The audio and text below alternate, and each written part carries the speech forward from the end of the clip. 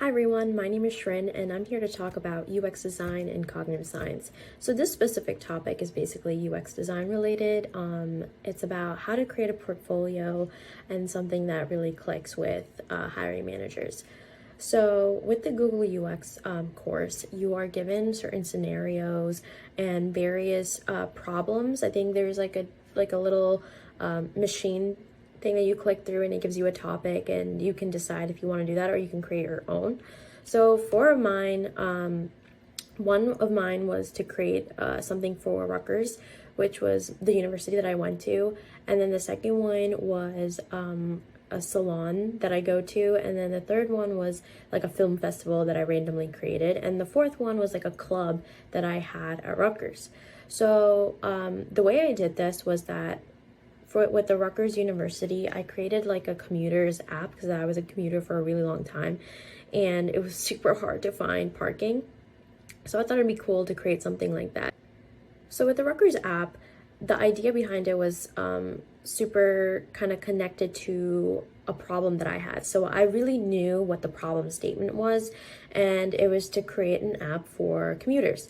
So since that was so easy, I also kind of had some friends who worked in computer programming from Rutgers. So I was like, and there's like a computer programming club. So I was like, maybe I can just reach out to them and see, what really happens if a UX designer and a computer programmer collaborated. We never really like programmed the app or really built the app, but I created the design and then I gave it to him and he was like, okay, so this could possibly happen. Like this is how it would get developed and like so on and so forth. So it's just like an idea so that if I were ever to do that, this is kind of how it would play out. So I did that. And then the second one was like for a salon just in my hometown.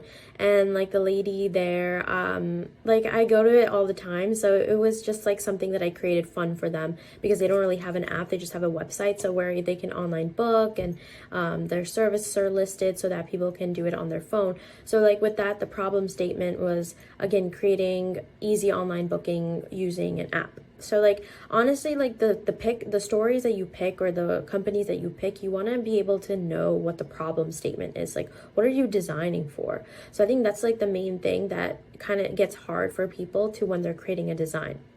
And then the film festival was just really random. I just like film and like I thought that it would be cool to create something like that.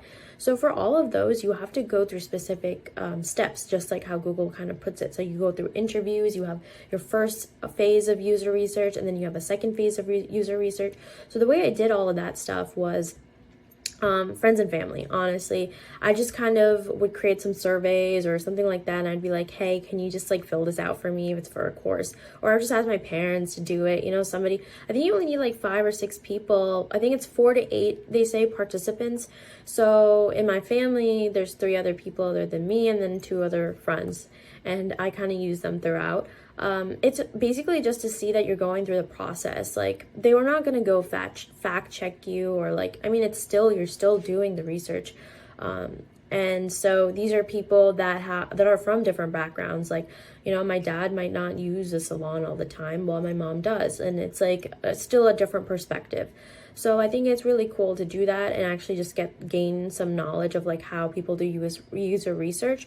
And so now that looking back that I'm in like a company, user research is like kind of its own like little group of people. So like for some clients I do user research where it's like more primary research. I'm not really interviewing anybody, but just kind of researching examples, researching presidential stuff that has happened before that has been successful. So there's been research like that, but user research itself, there's like a whole different crew, and I'm just like in the design thing. So I think when you go to the course, it literally tells you there's like a T shape, and from there you can decide to be like something super special, or like they teach you to be generalized and then you kind of specify.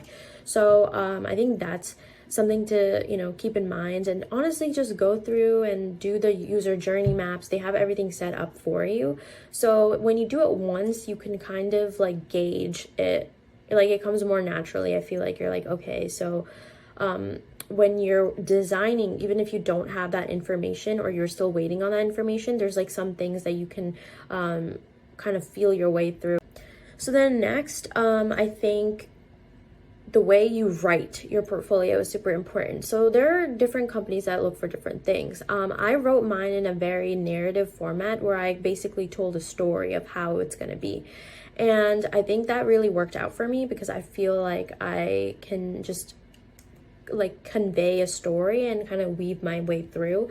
And the way I did it, I looked at a lot of examples. I was like best portfolios, best UX design portfolios, kind of took something from each person and of what I liked and then put my own. There are some managers, and if you look on YouTube and stuff, like some people will give you the advice that you need to be super thorough and specific, kind of write it like a research paper basically of like the steps that you've been through, what exactly your results were, show your numbers, everything like that.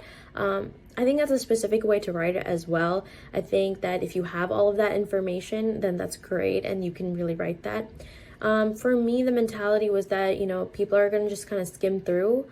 One, two, this is like all homemade, right? Like everything, like Google that I did was all like, with my friends, family. So it's like, how much like substantial numbers can I show, right? So then three was just like, was I numbering? I don't remember. But, the last point is that like, if I had just written a story, I think it just flows more and it's just easily more understood than me, doing it super formal. So that was just my own taste, but whatever information you have, and if you want to be a little bit more professional or a little bit more straightforward, then I would say go like the research route of like really dictating everything that you've done. So yeah, that's that with the portfolio. And then UXfolio was my base site. I think I really liked that site because it was easy to follow. A lot of people also use Canva and they kind of make like PDFs and stuff. And I think a lot of them, they do that because for master's programs and stuff, they usually just ask you a PDF format. And then there's a lot of people who use Squarespace, and I think Squarespace is probably the most competing, like number one used, because you can really like design it your own, while UXfolio, they already have like a set template of like what it's gonna look like. So that's why somebody who's like a little bit more creative, a little bit more or they want to be super unique, then Squarespace I feel like is the way to go. But other than that, I feel like UXfolio for me as a beginner was really good for me. I think I might, branch out soon when I have more information, but we'll see. But yeah, let me know if you have any questions about that. Hopefully I gave you some more information. Have a good day, have a good night. Thank you.